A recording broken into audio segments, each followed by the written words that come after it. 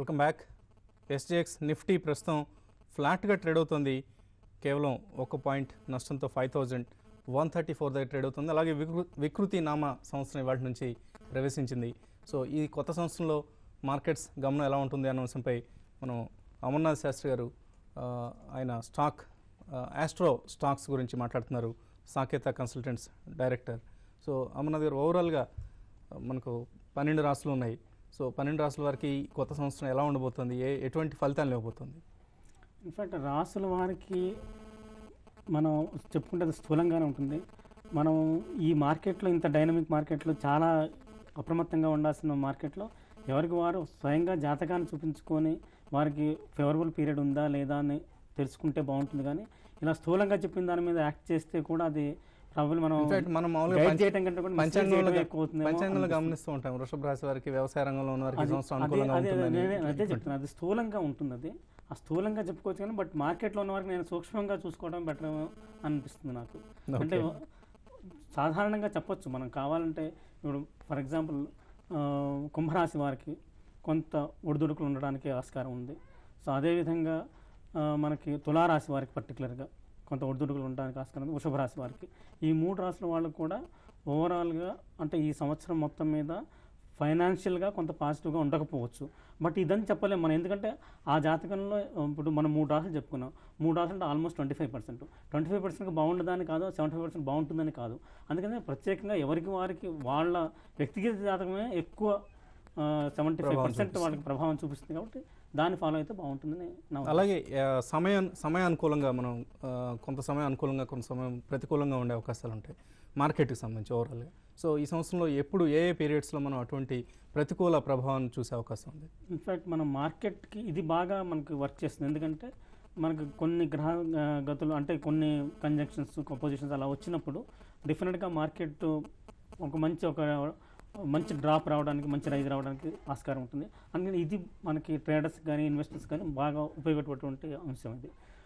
ఇప్పుడు ఇమీడియట్గా మనం చూసుకున్నట్టయితే April 17th around that time, అంటే ఏప్రిల్ 17th అని నేను చెప్తున్నాను కానీ దానికి ఒక 3-4 రోజుల ముందు, తర్వాత ఒక 1 వీక్ రేంజ్లో, తర్వాత May first half of May, అంటే ఫస్ట్ హాఫ్ ఆఫ్ మే, తర్వాత అరౌండ్ 17th ఏప్రిల్, తర్వాత 31st జూలై.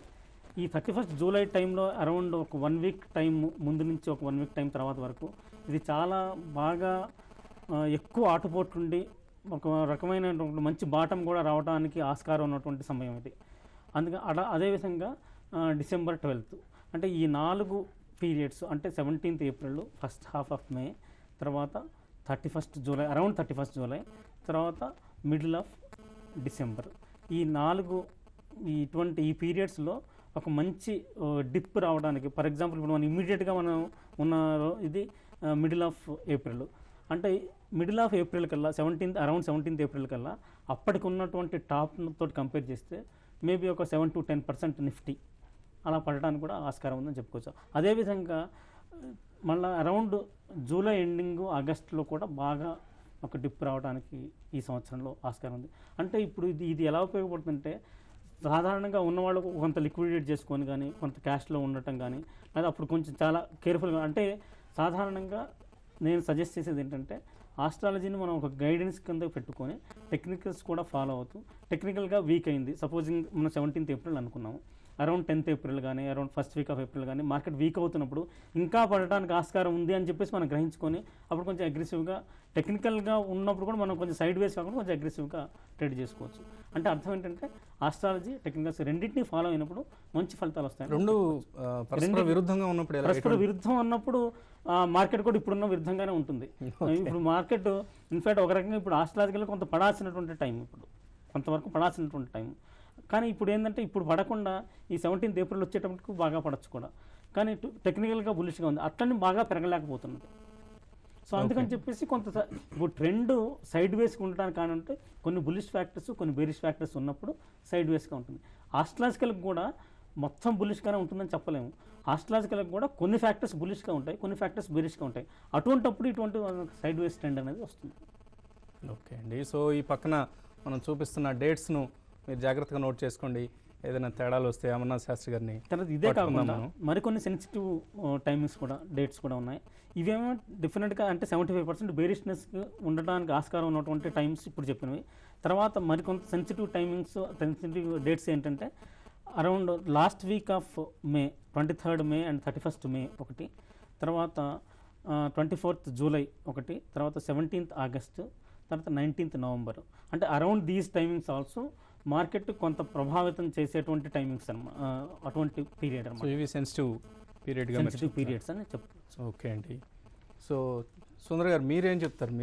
మీ టెక్నికల్స్ని ఈ గ్రహ సంచారం ఎటువంటి ప్రభావం చూపించే అవకాశం టెక్నికల్స్ మీద?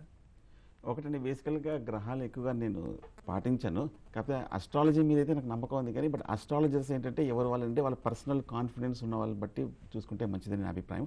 సో టెక్నికల్గా ఎలాగంటే మేము ముందే ఫోర్కాస్ట్ చేయమన్నమాట, ఎప్పటికప్పటికి లెవెల్స్ చూసుకుంటూ ఫాలో చేసుకుంటూ వెళ్తాం.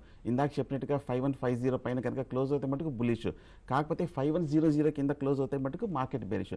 సో ఎప్పటికప్పుడు ఏ రోజుకి ఆ రోజు, ఏ వారానికి ఒక రోజు ట్రెండ్ చూసుకొని, ట్రెండ్ని చూసి కన్ఫర్మ్ చేసుకొని మార్కెట్ ఏం చెప్తుందో దాని ప్రకారంగా వెళ్తేనే మంచిది అనిపిస్తుంది. సో రైట్ నో చూస్తే కనుక పాజిటివ్గానే ఉన్నాయి, ఫండమెంటల్గా కొంచెం పాజిటివ్గా ఉంది, టెక్నికల్గా పాజిటివ్ ఉంది కాబట్టి హోల్డ్ చేయండి. 5050 కింద దిగితే మటుకు, దాని కింద క్లోజ్ అవుతే మటుకు షార్ట్ టర్మ్ ఎగ్జిట్. సో అది ఇప్పట్లో ఇమ్మీడియట్గా ఇవాళ రేపు వచ్చే అవకాశం లేదు కాబట్టి లాంగ్ పొజిషన్స్ హోల్డ్ చేసుకోవచ్చు. ఓకే అండి. ఒకళ్ళిద్దరు కాలర్స్ని మనం కాల్స్ తీసుకునే ప్రయత్నం చేద్దాం. చక్రధర్ విజయవాడ